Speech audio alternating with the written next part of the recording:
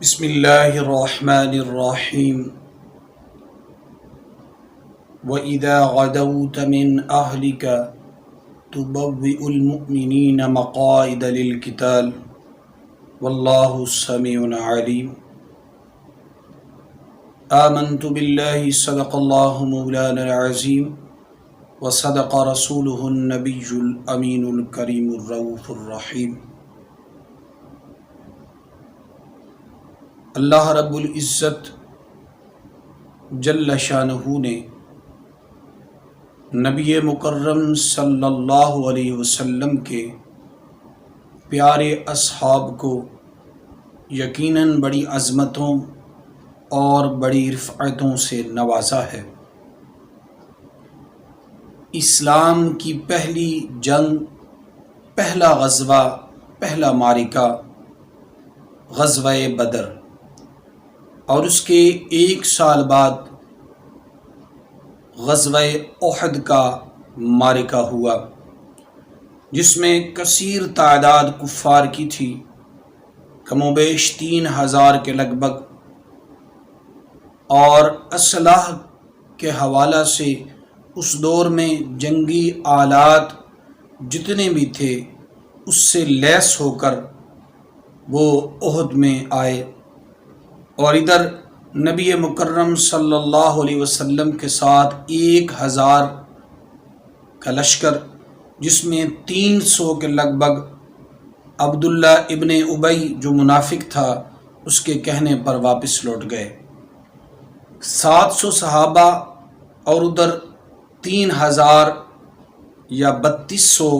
کفار تھے۔ بڑی ہمت و حوصلہ سے صحابہ کرام علیہم رضوان نے احد میں دشمنان اسلام کا سامنا کیا، اور ان کے جو ارادے تھے ان کو خاک آلود کیا۔ حکمت عملی کے حوالہ سے جو احد پہاڑ کے نزدیک حضرت امیر حمزہ رضی اللہ تعالی عنہ کے مزار پر انوار کے ساتھ ایک چھوٹی سی پہاڑی آج بھی موجود ہے، وہاں نبی مکرم صلی اللہ علیہ وسلم نے 50 کے لگ بھگ بہترین تیر انداز کی ڈیوٹی لگائی کہ تاکہ اس چوٹی کے دوسری جانب وہ لڑنے والے صحابہ کی حفاظت کرے۔ جنگ کے شروع میں صحابہ کرام علیہ رضوان نے جس طرح دشمنوں کے قدم کو اکھاڑ دیا اور وہ بھاگنے پر مجبور ہو گئے، تو وہ جو صحابہ 50 تیر انداز تھے انہوں نے نبی مکرم صلی اللہ علیہ وسلم نے جو حکم فرمایا تھا کہ چاہے ہم سارے شہید ہو جائیں اور جانور ہمارے گوشت کو نوچنا شروع کر دے پھر بھی تم یہاں سے نہیں اترو گے، تو جب احد کا غزوہ جیت کی جانب صحابہ کرام علیہ رضوان نے قدم بڑھایا اور دشمن کے قدم اکھڑ گئے، تو بعض صحابہ نے کہا حضور نے تو شکست کے حوالہ سے یہ ذکر فرمایا تھا، چونکہ ہمیں فتح نصیب ہو گئی ہے اس لیے ہم اب نیچے اتر جاتے ہیں۔ تو ان میں سے بیشتر صحابہ اس نیت و ارادہ سے اترے کہ حضور نے تو جنگ کے دوران شکست کے حوالہ سے فرمایا تھا، تو ہم تو دشمن پر حاوی ہو گئے ہیں۔ تو اس وقت حضرت خالد بن ولید رضی اللہ تعالیٰ عنہ ابھی دار اسلام کے اندر داخل نہ ہوا تھے، اور حضرت ابو سفیان رضی اللہ تعالیٰ عنہ نے کلمہ نہ پڑھا تھا، تو پھر انہوں نے دوسری جانب سے حملہ کر دیا، جس میں 70 صحابہ شہید ہوئے، اور پھر نبی کریم صلی اللہ علیہ وسلم کا دندان مبارک بھی شہید ہوا۔ حضور علیہ الصلوۃ والسلام کے سر انور پر بھی چوٹ آئی اور چہرے انور پر بھی زخم کے نشان تھے۔ احد میں یہ بات مشہور ہو گئی کہ نبی مکرم صلی اللہ علیہ وسلم شہید ہو گئے، تو احد کی اس عورت کا واقعہ مجھے یاد آتا ہے کہ جو مدینے سے چلی اور کسی نے اسے بتایا کہ تیرا شوہر شہید ہو گیا، تو اس نے کہا مجھے حضور کی بات بتاؤ۔ پھر کسی نے کہا تیرا باپ شہید ہو گیا، تو شفقت پدری سے محروم ہو گئی، اس نے پھر کہا حضور کا بتلاؤ، حضور کیسے ہیں؟ کسی نے کہا تیرا اکلوتا بیٹا شہید ہو گیا، پھر اس نے یہی کہا بیٹے تو پھر آ جائیں گے، یہ بتاؤ حضور کیسے ہیں؟ جب اسے یہ خبر ملی کہ نبی مکرم صلی اللہ علیہ وسلم اللہ کے کرم سے بالکل ٹھیک ہیں، تو اس نے کہا جب حضور ٹھیک ہے تو کچھ غم نہیں۔ تو یہ اس صحابیہ کا عقیدہ اور سرکار سے یہ محبت ہمیں یہ پیغام دیتی ہے کہ انہیں جانا انہیں مانا، نہ رکھا غیر سے کام، للہ الحمد میں دنیا سے مسلمان گیا۔ احد کا غزوہ ہمیں حکمت عملی سکھاتا ہے، ہمیں اپنے لیڈر کی تابعداری سکھاتا ہے، اس کے حکم پر لبیک کہنا سکھاتا ہے۔ 70 صحابہ کم و بیش شہید ہوئے، لیکن قربان جاؤں ان کے ہمت اور حوصلے پر کہ ان کے قدم نہ لڑکھڑائے، اور پھر دشمن واپس لوٹ گیا۔ پھر اس احد کی غزوے کے بعد صحابہ کرام علیہ رضوان نے جو حکمت کا آئندہ کے لیے مظاہرہ کیا، وہ یقیناً اللہ جل شانہ کا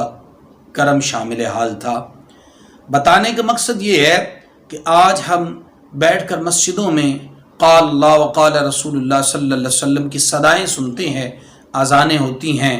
آزادانہ عبادت کرتے ہیں، اللہ کو سجدہ کرتے ہیں، یقیناً یہ صحابہ کرام علیہم رضوان کی قربانیوں کا ثمر ہے۔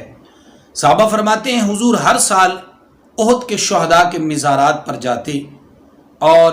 نبی کریم صلی اللہ علیہ وسلم ان پر نماز پڑھتے، یعنی جنازہ پڑھتے۔ ہمارے لیے حکم کیا ہے کہ ہم ہر سال بالخصوص ان ایام کے اندر، جس میں ذکر ہے 15 شوال المکرم کا اور کسی جگہ 17 کا بھی ہے، 7 کا بھی ہے، تو ان ایام کے اندر آپ بالخصوص اہتمام کریں احد کے شہداء کے ایصال ثواب کے لیے، اور اپنی آنے والی نسلوں کو اپنے تاریخی واقعات بتلا کر تاریخ سے جوڑے رکھے، تاکہ ان کے اندر جہاد کا جذبہ پیدا ہو سکے۔ کیونکہ یہود و نصارہ نے آج ہمارے اندر جو مدھوم کر دیا ہے جہاد کے جذبے کو، مسلمانوں کی کمزوری کا ایک یہ بھی، یعنی جو عقیدہ ہم نے رکھ لیا ہے کہ جہاد سے دور ہو گئے ہیں، جہاد کو ہم بھول گئے ہیں، تو ہماری رسوائی کا ایک سبب یہ بھی ہے کہ ہم نے جہاد کا تذکرہ کرنا چھوڑ دیا ہے۔ یہ بات یاد رکھے، ہمیں ہمہ وقت تیار ہونا ہوگا جب یہود و نصارہ پوری دنیا کے اندر مسلمانوں کو نیچا دکھانے کے لیے ان پر ظلم و ستم کر رہے ہیں، تو ہمیں بھی جہاد فی سبیل اللہ کے لیے کلمۃ الحق بلند کرنا ہوگا۔ مجھے حضرت عمر بن جموک رضی اللہ تعالیٰ عنہ کا واقعہ یاد آ گیا کہ جب غزوہ احد میں وہ شہید ہوئے تو ان کی اہلیہ، ان کی زوجہ آقا کریم علیہ السلام کی بارگاہ میں آئیں اور اجازت طلب کی کہ یا رسول اللہ صلی اللہ علیہ وسلم، میں یہ چاہتی ہوں کہ میرے شوہر کو جنت البقیع میں دفنایا جائے۔ تو نبی کریم صلی اللہ علیہ وسلم نے اجازت عطا فرمائی، تو ان کی میت کو، ان کے جسد خاکی کو، ان کے مبارک جسم کو اونٹ کے اوپر رکھا گیا، اور جب اونٹنی کو مدینے کی جانب موڑا گیا تو وہ چلی نہ، اور پھر پیچھے احد کی جانب چلنے لگی، اس کے قدم پیچھے کی جانب بڑھنے لگے۔ بارہا مرتبہ اس نے کوشش کی، صحابہ نے کوشش کی، تو نبی کریم علیہ السلام کی بارگاہ میں آ کر پوچھا، تو حضور علیہ السلام نے حضرت عمر کی زوجہ سے پوچھا کہ جب یہ گھر سے نکلے تھے تو کیا کہہ کے نکلے تھے؟ تو کہا انہوں نے دروازے کی چوکھٹ کو پکڑ کے کہا اللہم ارزقنی شہادتن فی سبیلک، اے الہ العالمین مجھے اپنے راستے میں شہادت کی موت عطا فرمانا، میں لوٹ کے نہ آؤں، میدان جنگ میں جاؤں اور تیرے لیے، تیرے محبوب کے لیے میری جان کا نذرانہ قبول ہو جائے۔ تو حضور علیہ السلام نے فرمایا تم ساری کائنات کے جانور بھی لے آؤ تو کوئی بھی مدینے کی جانب نہیں جائے گا، کیونکہ میری صحابی نے دعا یہ کی تھی کہ میں لوٹ کے نہ آؤں، مالک تیری راہ میں شہید ہو جاؤں۔ یہ ہے صحابہ کا عقیدہ، یہ ہے حضور سے ان کی عقیدت، اور کمال کی دین سے محبت، اور اللہ کی راہ میں جو شہادت کا جذبہ تھا، یقیناً قیامت تک صحابہ کی اس جرت کو، ان قربانیوں کو یاد کیا جائے گا۔ امت احسان مند رہے گی صحابہ کی قربانیوں کی۔ اللہ کریم صحابہ کرام علیہم رضوان کے مزارات پر اپنی کروڑوں رحمتوں کا نزول فرمائے اور ہمیں ان کے نقش قدم پر چلنے کی توفیق عطا فرمائے۔ السلام علیکم ورحمۃ اللہ وبرکاتہ۔